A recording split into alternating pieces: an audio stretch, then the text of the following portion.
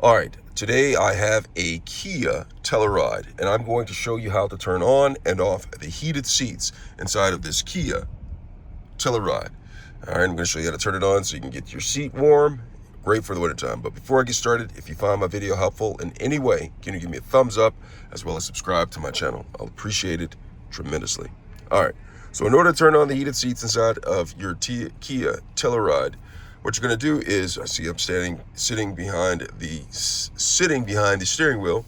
What I'm going to do is I'm going to look towards the center of the console.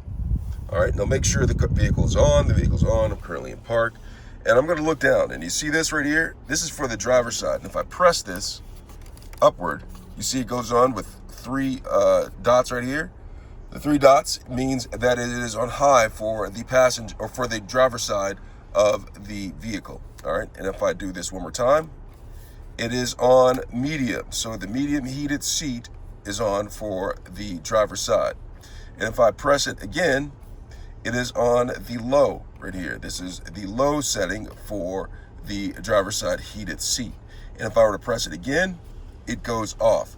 Now, it goes to toggle through high, medium, low, off. Now check this out.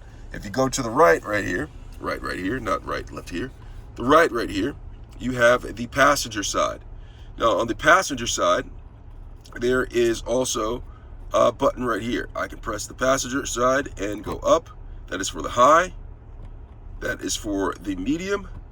That is for the low heated seat for the passenger side. And then that is off. Okay, so that is how you turn on the heated seat for both the driver and passenger side of the vehicle in a Kia Telluride. Hope this video has been helpful. Thanks a lot for watching.